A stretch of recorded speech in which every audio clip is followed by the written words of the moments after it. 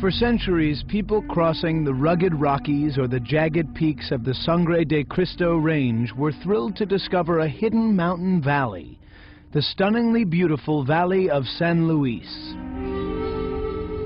Today, the area has become a magnet for skiers, hikers, swimmers, and those with a taste for the wild. Especially wild stories, because some here say this place is a magnet for the mysterious, and that not all the visitors are human. It's a wilderness wonderland that may be attracting tourists not only from this world, but from others. Join us now as we journey to the San Luis Valley.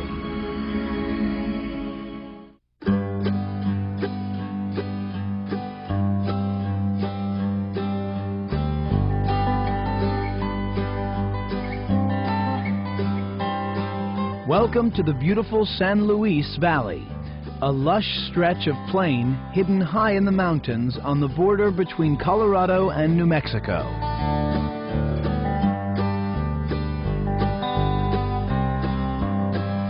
It is a natural geological jewel that stretches from the snow-capped peaks of south-central Colorado to the sun-baked deserts of northern New Mexico. By winter, an icy wonderland. By summer, a sparkling piece of sunny paradise. Measuring 80 miles long and 50 miles wide, San Luis is the largest alpine valley in the world. The 4,000 square mile area is ringed by the Colorado Rocky Mountain ranges, with peaks that reach 14,000 feet into the heavens. Every clear night brings a breathtaking light show, the glory of the cosmos on full display. But some people believe that not all those bright lights are stars.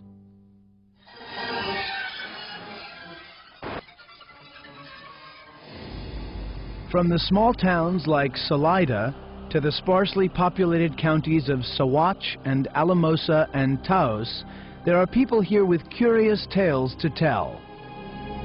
December 23rd, 1999, this mysterious pillar of light looked like it was shooting up out of the ground into the sky. This giant black mass just went down the middle of the valley. Absolutely unexplainable. No noise, no nothing, just a light coming up and going. For true UFO believers, this valley has become America's UFO Central.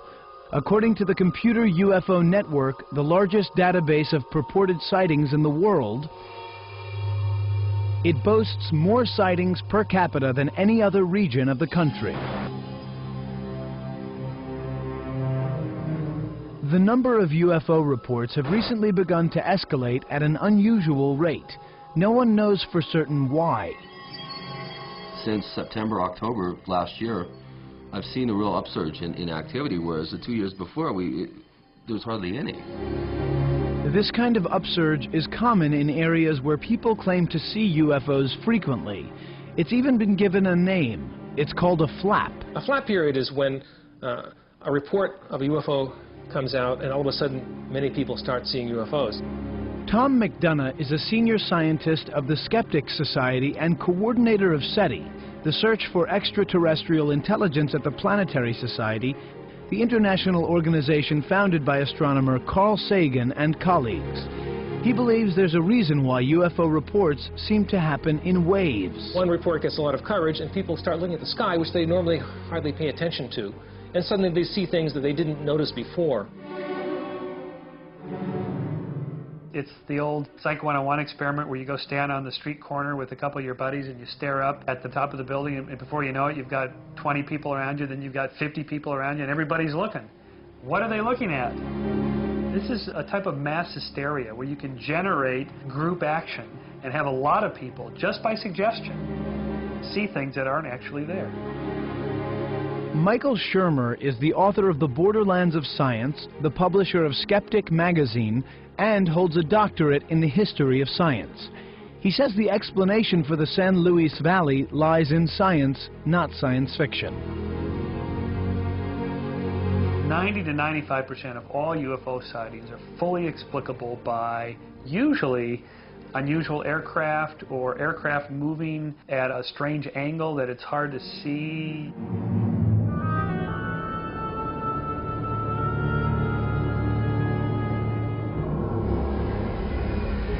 On the northernmost edge of the valley, the small town of Salida gets a big share of the reported UFO sightings.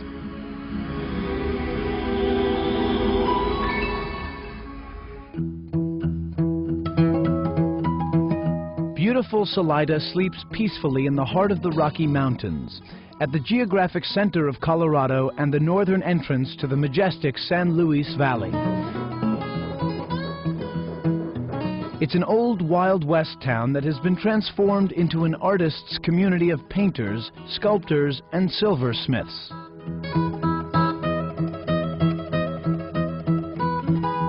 Most of the galleries in Salida have the gallery out front, and then behind you'll see the artist studio, so you can sort of interact with the different artists that live in this community. Geraldine Alexander and her partner Michael Boyd own The Culture Clash, a studio specializing in metalwork by Michael and other local artists.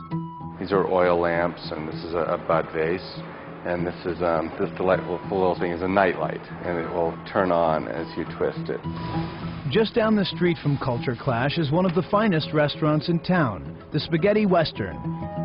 Here they have fun with the town's unearthly reputation. I hear you have some delicious chips and flying salsa. You bet. They go with the Martiantinis. Yeah. They're delicious. Ask owners Kat Jackson and her husband Dakota about sightings. They'll say they haven't seen any, but they do keep an open mind. We tell our kids that the whole world is a really, really big place, and it would be maybe presumptuous of us to think that it was all about just us.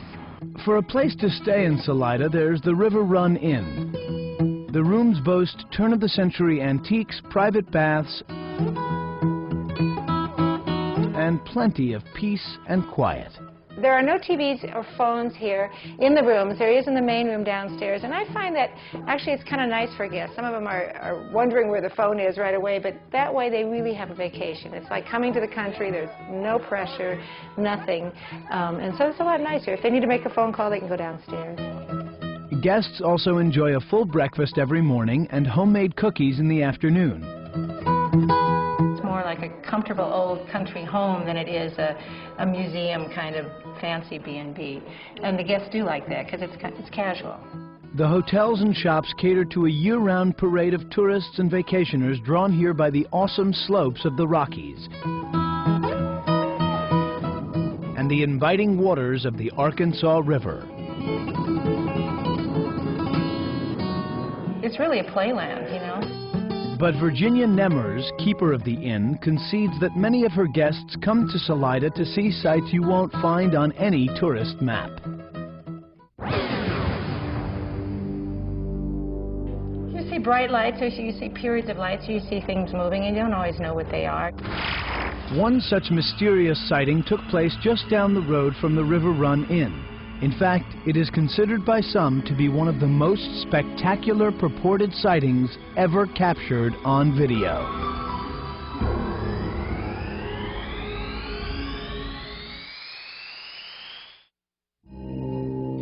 You have just entered Salida, in the heart of the Rocky Mountains, and the northern entrance to the majestic San Luis Valley.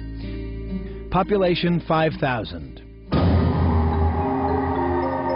Some think it should be called the Colorado Circle, the mountain's answer to the Bermuda Triangle, a place where the locals say weird tales abound. It's important that we make a distinction between these two different questions. Is there intelligent life somewhere in the cosmos, and have they come here? Have they come here? No evidence of it yet. Are they out there? No evidence of it yet. Still, the skies over Salida have been the site of sightings of some kind for more than a century. And there aren't too many sightings that have escaped the attention of Jim Wagner. Very good morning to you. It is now 8:34 at KVRH, and you're tuned to the Community Forum. We have a fascinating show lined up this morning. We're talking about all the strange UFO sightings and aerial phenomena and other strange occurrences that have been happening around the valley. The local talk radio personality has compiled a large list of reports phoned in by listeners who claim they've witnessed unexplained lights in the night sky. If you have witnessed strange phenomena in the sky around the valley, give us a call right now at 539. We were driving home at dusk and saw a fireball, just a huge yellow ball just drop straight from the sky. This thing was absolutely huge. It was flying silently.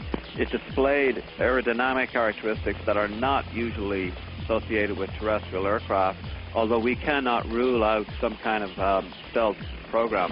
And there was an object hanging in the sky that looked like a garbage can. And we watched that garbage can shape turn into a disc and cover the whole mountain range as far as you could see up to the northwest.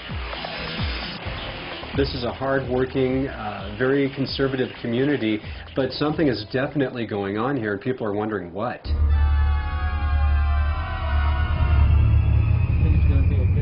I bet there's nobody else out there, Jeff. It's too cold. Jim Roberts and his son Jeff have made it their mission to find out. Hey, Dad, what's that up there? Let's go ahead and pull off here. Yeah, we'll pull in here and take a look. It's going right into some clouds right now. You got it in binoculars?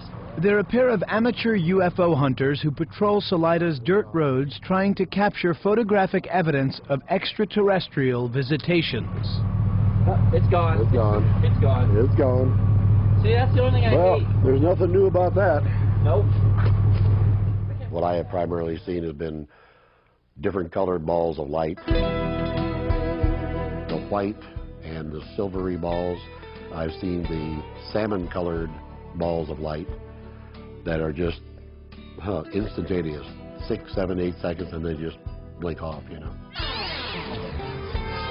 And Roberts believes his photographs prove it. He also captured 2 of his most unusual sightings on videotape. The first one was at night, and it was just, again, just a ball of light that actually was moving around some. Most of the ones that I've seen have not really been moving. They're just stationary, but they don't last that long. Roberts says he saw the second one in the skies just above his house. I looked behind me and I saw this ball in the sky. And I thought, shoot, you know, the garbage can wait. So I came back and got my video, and I taped it for a bit. I probably watched it for maybe 10, 11 minutes, and then it just gradually faded out.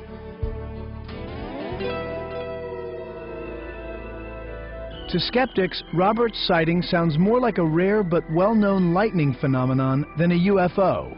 There is a phenomenon called ball lightning that produces fireballs. These are often produced by high-voltage transformers, power lines, and things like that. It's not completely understood, but we at least roughly understand what's happening, that if you have a high voltage, it can break down the air around the object into electrons and ions. These glow similar to a neon light, and under certain unusual conditions can actually maintain a roughly spherical shape and move around like a helium-filled balloon. Another backyard sighting was recorded on video by Salida resident Tim Edwards. It was August 27, 1995. Tim Edwards and his daughter Brandy had gone outside to check the weather before the two left on a camping trip. I looked up, I seen a very white, very intensely lit, glimmering white light coming in from the west, and it appeared to almost be walking or stepping across the sky, like projecting itself to the next image, but at an incredible speed. Tim ran back into the house to grab his video camera and managed to record almost 10 minutes of this unidentified cigar-shaped object. UFO believer and former nuclear physicist Stanton Friedman, who's made a second career out of investigating UFO-related stories, finds the Edwards footage intriguing. It's truly an unidentified flying object. Whether it's a flying saucer, alien spacecraft, I don't know. It's still in my gray basket, maybe. Cigar shape with lights around it, that's what blimps look like. Now, I don't know if this was a blimp. Maybe it was a blimp-like structure. Maybe the government's testing some unusual aircraft. It's hard to say. Grainy videos are hard to make out. When things are hard to tell, when they're in that blurry borderlands there where you can't quite make it out, the mind fills in the gaps. Whatever it is Tim Edwards caught on video, it's kept local people wondering ever since.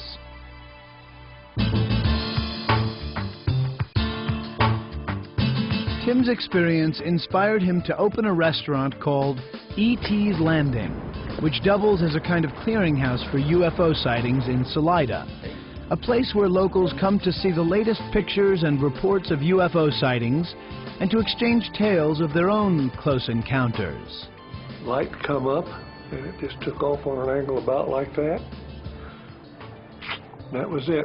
Absolutely unexplainable. No noise, no nothing, just a light coming up and going. It was just a red, straight beam of light straight up in the sky. I don't know how far up it went, a long ways. Yeah. It lit up the whole area. It looked like it was coming right out of the mountain.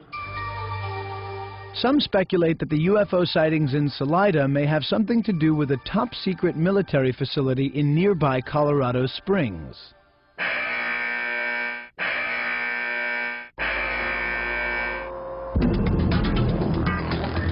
The North American Aerospace Defense Command, or NORAD, which monitors enemy planes, missiles, and spacecraft to warn of any impending attack on the U.S. and Canada.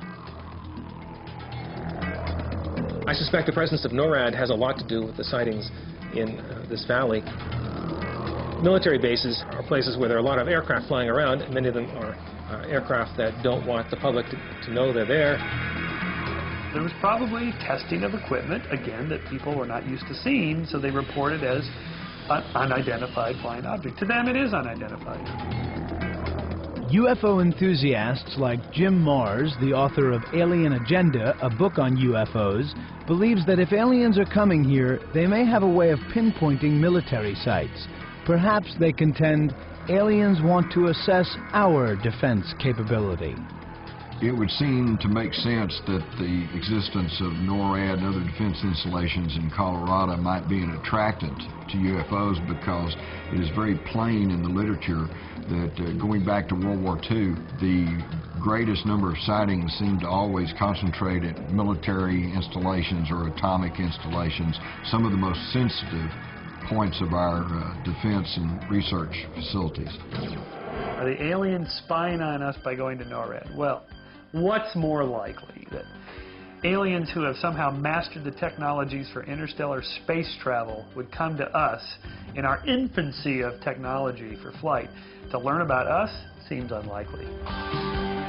Arlene Shovald doesn't think so. Nearly every night this week, some kind of light has been observed in various positions in the blue depths. She's a reporter for Salida's Mountain Mail newspaper. The strange light has appeared over Tenderfoot above Chavano and again in the northern sky, and at each time at great distances.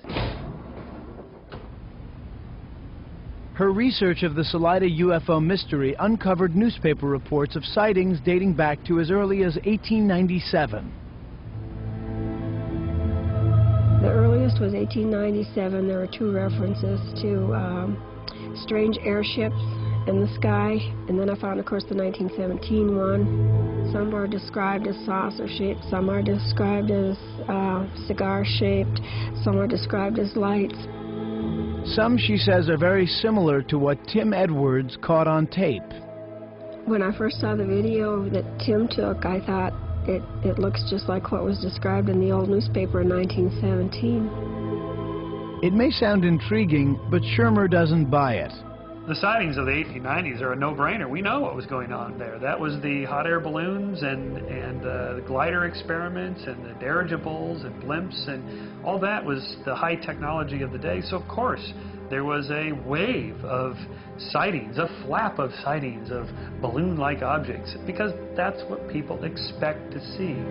There have been UFO sightings throughout history in many ancient texts, and it's quite possible that there were simply misidentifications of normal atmospheric phenomena and all kinds of things that could have been observed that people at that time would not have understood. But UFO enthusiasts are not just looking to the heavens for signs of alien visitation. They claim they're finding evidence of UFOs right here on Earth, in this very valley, just down the road from Salida. No single area within Colorado's San Luis Valley ignites more fantastic claims of strange sightings than Saguache County. In particular, the view of the vast sky from the Valley View Hot Springs is a favorite for visitors interested in nature. Originally built as a resort in the early 1900s, like everything else in the area, the hot springs are a bit unorthodox. We're clothing optional, swimsuits are not required, and we don't overdevelop. We keep it as simple as possible. There are 5 warm water ponds at the springs with water temperatures at a consistent 98 degrees. But the best thing about the place may be the nighttime view. It's an excellent place to watch the stars and meteorites and so forth. Back in the old days, cowboys and Indians rode across this old frontier territory on horseback. These days, Bob D'Alessandro and Ken Storch tear across it in their Winnebago, in hot pursuit of the strangest phenomena they can find. There's definitely something going on. D'Alessandro and Storch have been called the Mud and Jeff of the San Luis Valley, the space squad of Saguache County, and just plain nuts. Been called a lot of names of what we call ourselves. Investigators or researchers, if you will, into the planet police, into the phenomena of ufology. They're dead serious about saving the world from an alien invasion. We're talking about a serious situation here. If we get close to what we're looking for, I mean, people have disappeared. Things have happened to people. They try and discredit you. Somebody runs up to me and says, hey, I saw a little green man and he held a gun on me and robbed me of all my money. They tell me it was little green men until I prove different, then that's what I go with. And I think I made a wrong turn here, gentlemen. The planet police don't seem like much of a match for any kind of alien invasion force. D'Alessandro is a building engineer and part-time private investigator, and Storch is a Denver police officer. The way I put it is I call him more of the politician. I'm more of the enforcer. Watch your step there, Storch. Hunting for space aliens is more than a hobby, but less than a full-time job. Between them, they've racked up lots of miles and shot lots of film. We always carry a 35 millimeter, and I got a 600 millimeter with a 2X converter that I can put on this. We always carry binoculars. Always carried a ray gun. A plastic ray gun? Well, at least the cameras may come in handy. Because their beat is the remote corners of Saguache, alleged by UFO enthusiasts to generate more reports of sightings than any other area in the Colorado Circle, maybe even the whole of America. Chris O'Brien has written about countless local sightings in 2 books, Enter the Valley and The Mysterious Valley. You're more likely to see a UFO in Saguache County than any other county in the country. Why are some places more central for sightings than others? Probably has to do with a combination of atmospheric phenomenon, the geography, the temperature, and the psychology of expectation of the people going there. UFO believers suspect there's some kind of connection between UFOs and the great sand dunes of Saguache County. It's almost the bullseye center for our activity here. When we tend to have activity or waves of activity in the valley, generally it's centered around the dunes area.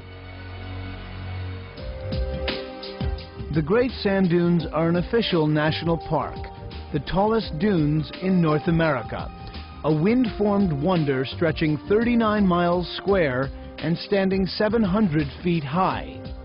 For thousands of years, the west winds have come over the Rockies and the Rio Grande River floodplain, picking up sand particles on the way.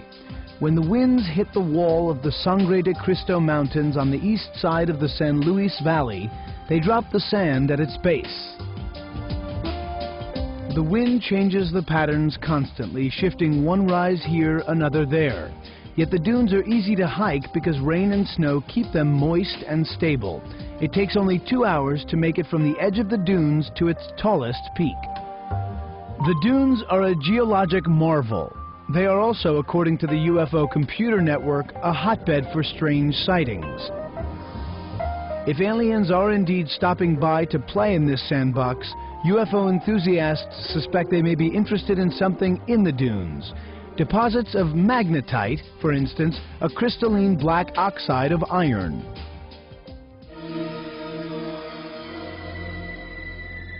D'Alessandro and Storch, the so-called planet police, regularly lead posses of UFO enthusiasts into the dunes. People willing to pay for the privilege of helping them stake out the dunes. The planet police say the dunes have been a gold mine for alleged UFO sightings for them and their posses. Some posse members took photographs of what are purported to be UFOs flying over the dunes. One of them scraped the side of the dunes when it took off and apparently made a gouge on the side of the sand dunes. And Storch claims these pictures are just some of the images he and his partner have collected. I have enough evidence that I could cover the four corners for a warrant. I have eyewitness, I have photo documentation, there is physical trace evidence, i.e. cattle mutilations. The planet police also claim they've seen UFOs with their own eyes.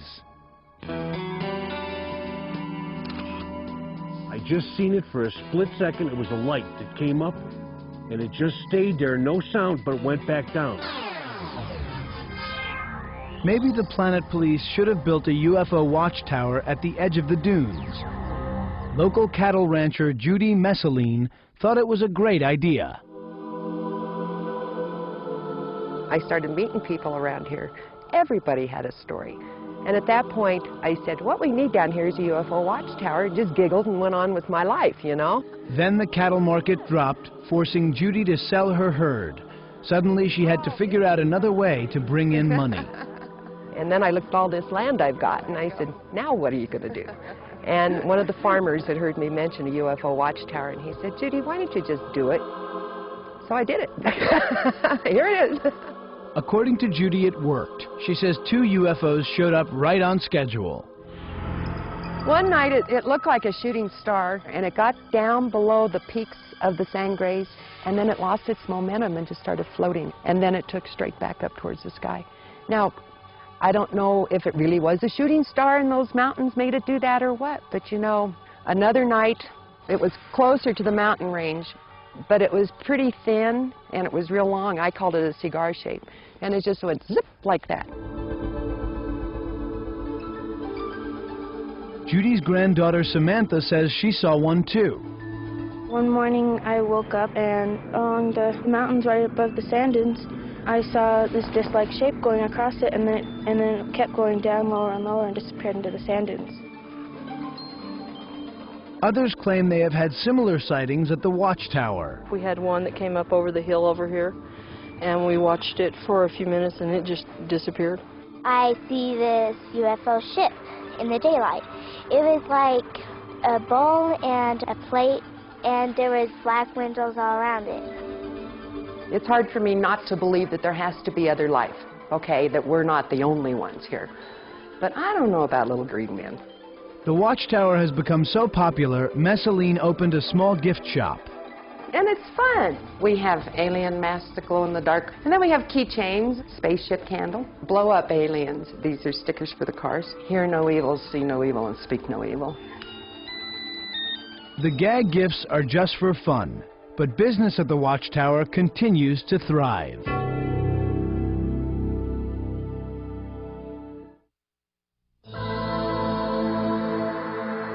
This eye is so alien to the San Luis Valley, it might as well be from another planet. This is, after all, the foothills of the Rocky Mountains, not the Florida Everglades. It belongs to an alligator at Colorado Gators in Alamosa County, just south of Saguache. They live here because of the geothermal water, because the water is 87 degrees. In the wintertime, they all hibernate to this end of the pond because this is where the water comes in at. But in the summertime, they're all spread out. But it is because of the warm water they're able to survive here. The alligators were originally brought here to eat the waste from these tilapia. Now their presence has made the farm a huge tourist attraction. Okay, one hand under the chest there, one hand under the thickest part of the tail. Amazing to find alligators in the middle of Colorado with snow and the surrounding mountains. Very unusual, very awkward. Doesn't even feel like an animal, really. I feel like I'm holding history here. I feel like it's a dinosaur. You know, it's close to get to a dinosaur. It's really pretty cool. Not far from Colorado Gators is the Cottonwood Inn and Gallery. The only bed and breakfast in Alamosa, this quaint little hotel offers its guests amenities right out of another time. As you can see here, there's always a cookie on a plate somewhere here for the guests checking in. I actually have a couple of neighbors who walk by just to sample cookies. They also sell candles, soaps, oils, and pottery, and have an art gallery. It's a specialty store that we try to carry exclusively some of our artists from the San Luis Valley. You'll find oil and watercolors, you'll find black and white line prints that decorate our rooms and accent several different topics that we carry through the room.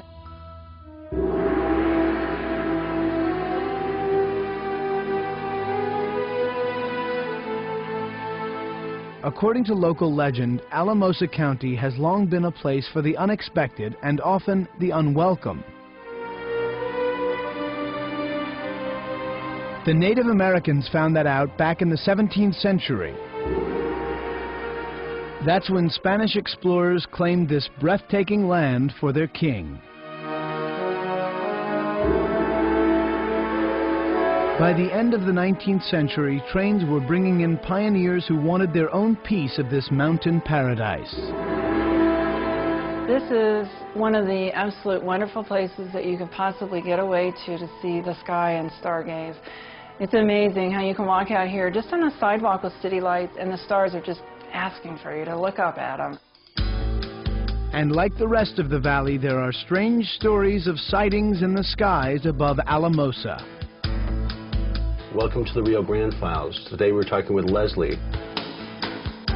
Local talk radio personality Thomas Pay says people call into his show with all kinds of wild tales. Even stories of people being abducted by aliens. I probably have met 20 people within a 50-mile radius where I live that have had some strange event that they cannot explain, where A, they lost time, B, they had missing tissue out of their shoulder, mysterious bruises, dreams that of being taken someplace that they could not explain. Stanton Friedman, an author and lecturer on the subject of UFOs, says stories of alien abductions are common. It's not just an American phenomenon, as some people would have you believe. It's certainly in the tens of thousands, to say the least. And the best researchers have collected at least 5,000 accounts amongst them. Despite the number of accounts, neither believers nor skeptics can say whether they're true.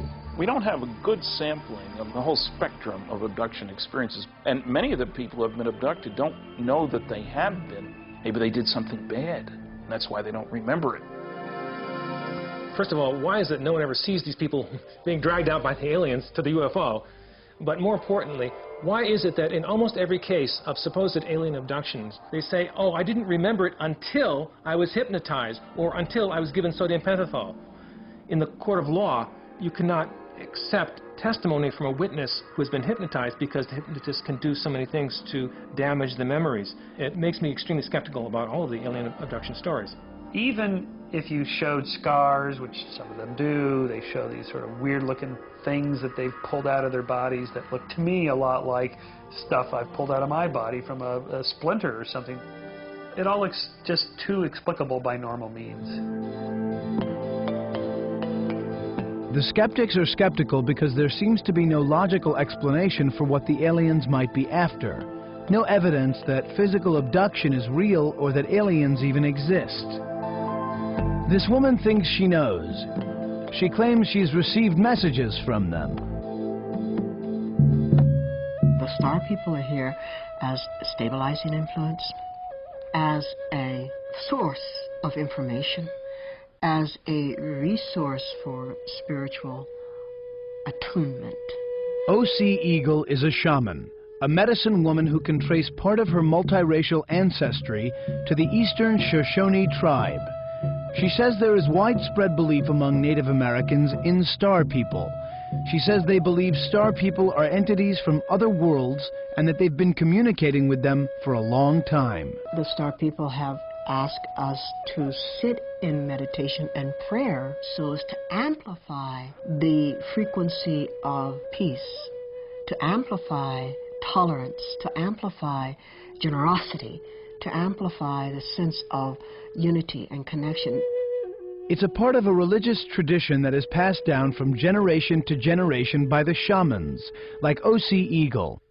They believe the star people are drawn to the area by the spiritual power of the mountains, especially Mount Blanca. Mount Blanca is called the Sacred Mountain of the East by the native tribes in the area and has the distinction of being one of the 4 sacred mountains that anchors the spiritual energy for this continent in this area. The shaman says she has communicated with the star people during prayer or meditation sessions like this. The communications that I have with the star people would not be possible were it not for the meditation group that we've been sitting together and meditating together for more than 13 years now.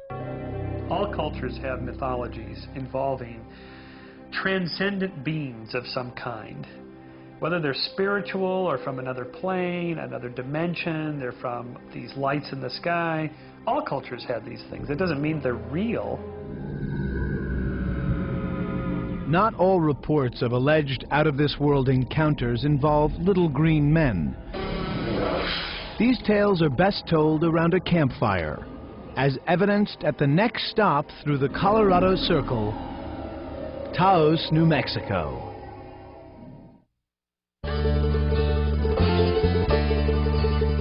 We're now leaving the Colorado side of the San Luis Valley, the valley some call America's UFO Central, and we're saying goodbye to the quaint Old West town of Salida, the glorious vistas of Saguache and Alamosa counties. Tim Edwards' UFO. The space around the craft looked totally unworldly too. And Judy's Watchtower. I called it a cigar shape, and it just went zip like that. But up ahead still lies Taos, New Mexico, southernmost point of the San Luis Valley. Taos is a thriving little tourist mecca, a winter wonderland, and a summer oasis, tucked away in the deserts of New Mexico. But within this land of enchantment, there lies another bizarre mystery. Ghosts that reportedly haunt the historic Taos Inn. This is the kitchen at Doc Martin's restaurant, which makes the best food in Taos. It's also the center of most of our ghostly sightings and occurrences. There have been occurrences of cans falling off shelves, heavy blenders falling to the floor at night, lights flashing off and on. Once the home of the only doctor in the county in the 1920s, the inn is deemed one of the city's best hotels. Well, I think the Taos Inn is Taos. It says Taos in every possible way. The architecture, the colors, the people, the history. The history of Taos and the history of the Taos Inn are entwined. They're inseparable. Like the rest of the San Luis Valley, people claim to see strange sights in the sky. But the Taos Inn seems to be relatively alien-free. I mean, we may have aliens. It's kind of hard to tell. I'm not sure about some of our bartenders. What they are certain about are ghosts. Some people had died in their rooms, and in those particular rooms, there have been sightings. There have been voices heard. And even here in the lobby late at night, some of the front desk people have heard their names called by a voice that they could not place. Their best guess is that the voice belongs to a man once called Arthur Manby. This wall that we're looking at here, we share with what used to be Arthur Manby's home, and that is where his headless body was found. Arthur Manby was a bitter old man who made and lost a fortune in a real estate swindle involving Spanish land grants. One day he was found dead. His head had been cut off and his large dog was lying next to him. Was it murder or lunch? To this day, it remains a mystery. If a box of shrimp is missing, that'll get blamed on Manby. And he's probably blamed for a lot more stuff than he actually, who knows, might be responsible for.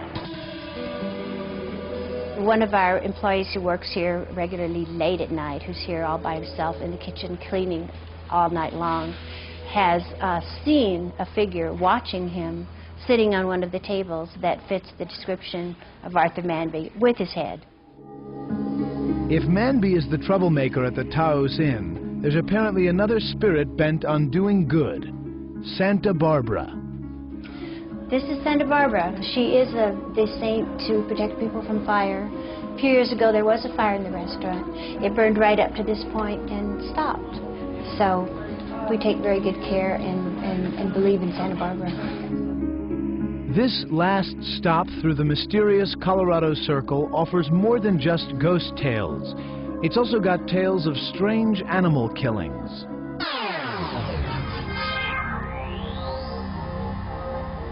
My neighbors called me up and we found a cow that was melted into the ground. The most often told stories are those of the mysterious deaths of area cattle. When you find one of these, they're kind of strange because it's not just your regular cattle death. There's oftentimes parts missing. They take the innards, or they'll cut off the ears, or they'll take the tongue or eyes or different things. The only similarity between them seems to be that there's always something different. Cattle rancher Tom Reed particularly remembers one incident in 1990, the day he found a dead calf on his sprawling property, a calf he suspects didn't die from natural causes. It had smooth cuts on it. It wasn't chewed like an animal would chewed it open. Reed's veterinarian blamed it on coyotes. He just glanced at it, says coyotes. But I've seen what coyotes do, and that was a cut, not something the animals had chewed. But fast forward a few years. I found calf number 36 dead on 5/8/99 at 9:30 a.m. Cow mutilation 5/4/99. Mutilation 2/8/2000. The right eye was missing, and the hole where the eye came from was approximately 2 inches deep. The edges of the hole looked like they had been knife cut. Mammary gland was gone. The cow smelled like butane. Investigator Gabe Valdez found enough trauma to the left shoulder to say that this is what caused the death of the cow. Reed has kept a written log of every head of dead cattle he found and when, along with photographs of the remains. And the number of dead animals Reed has found has now grown to more than 50. In each case, Reed claims he saw no sign of an earthly killer.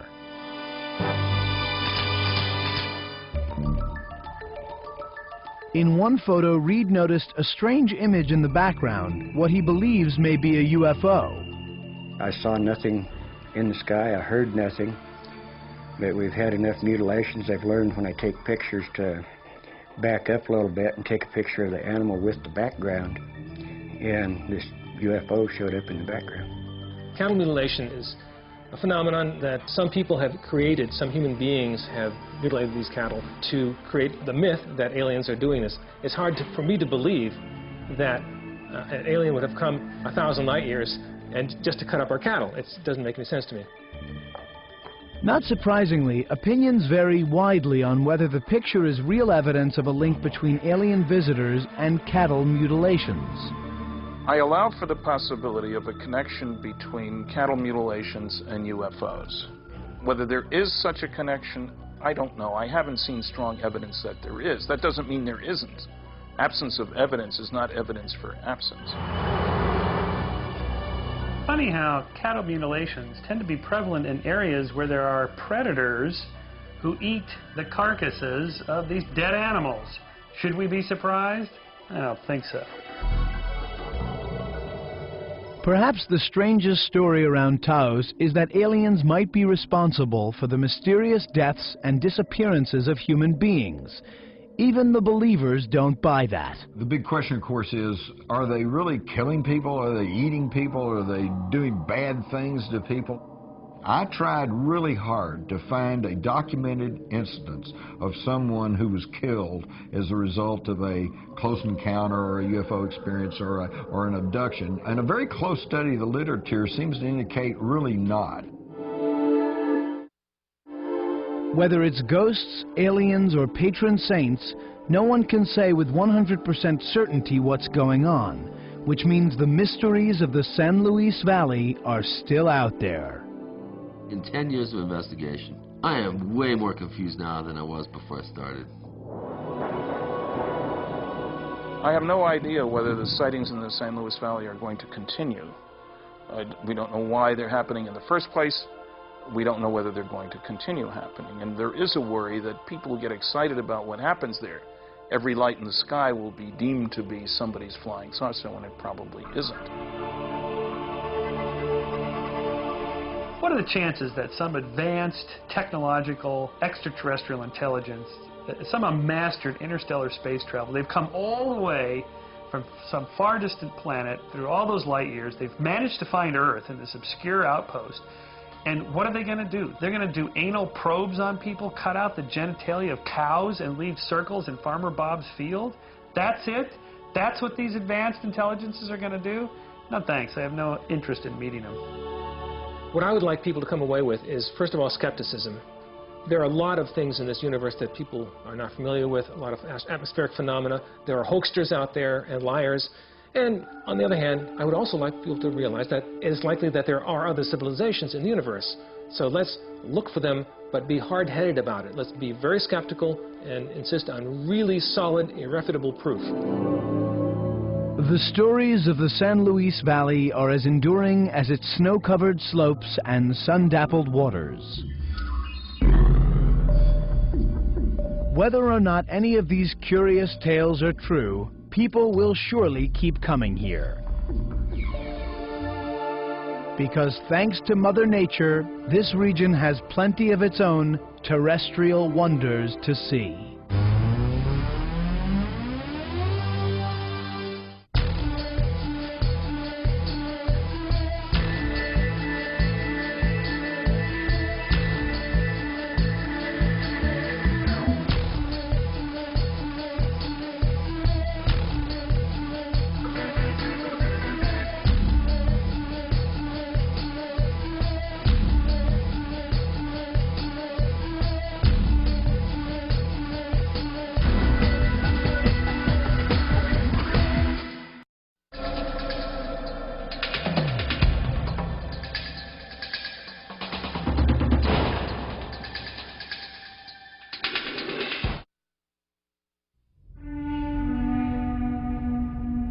For centuries, people crossing the rugged Rockies or the jagged peaks of the Sangre de Cristo Range were thrilled to discover a hidden mountain valley, the stunningly beautiful Valley of San Luis. Today, the area has become a magnet for skiers, hikers, swimmers, and those with a taste for the wild. Especially wild stories. Because some here say this place is a magnet for the mysterious, and that not all the visitors are human. It's a wilderness wonderland that may be attracting tourists not only from this world, but from others. Join us now as we journey to the San Luis Valley.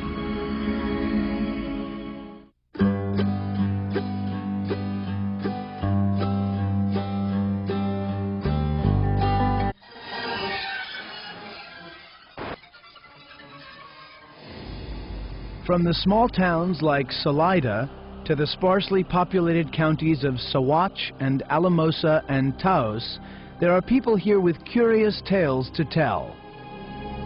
December 23rd, 1999, this mysterious pillar of light looked like it was shooting up out of the ground into the sky.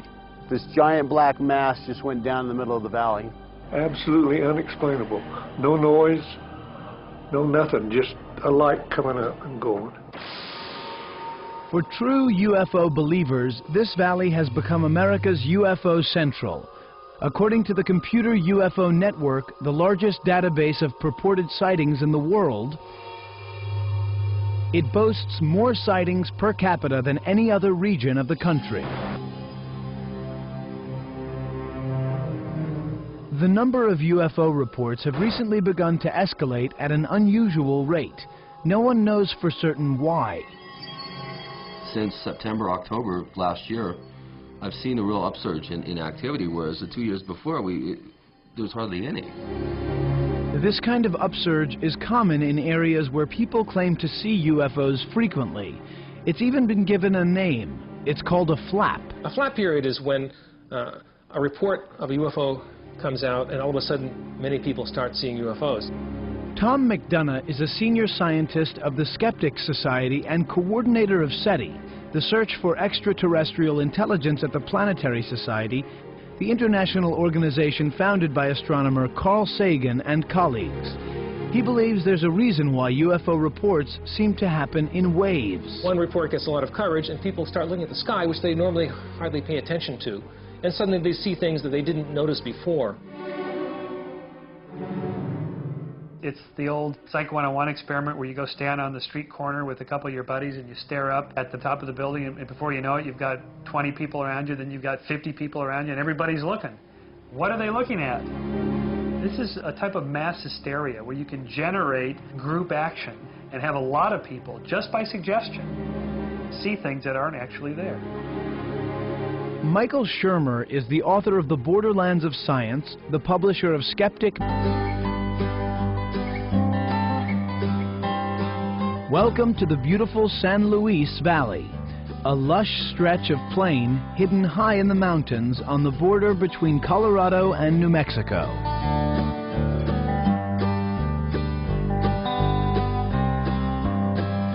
It is a natural geological jewel that stretches from the snow-capped peaks of south-central Colorado to the sun-baked deserts of northern New Mexico. By winter, an icy wonderland. By summer, a sparkling piece of sunny paradise. Measuring 80 miles long and 50 miles wide, San Luis is the largest alpine valley in the world. The 4,000 square mile area is ringed by the Colorado Rocky Mountain ranges, with peaks that reach 14,000 feet into the heavens. Every clear night brings a breathtaking light show. The glory of the cosmos on full display. But some people believe that not all those bright lights are stars. Magazine, and holds a doctorate in the history of science. He says the explanation for the San Luis Valley lies in science, not science fiction. 90 to 95% of all UFO sightings are fully explicable by usually unusual aircraft or aircraft moving at a strange angle that it's hard to see.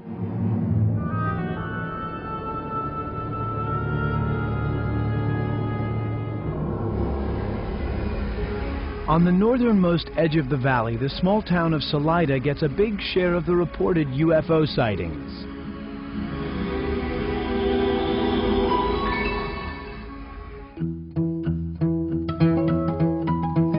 Beautiful Salida sleeps peacefully in the heart of the Rocky Mountains, at the geographic center of Colorado and the northern entrance to the majestic San Luis Valley. It's an old Wild West town that has been transformed into an artist's community of painters, sculptors, and silversmiths.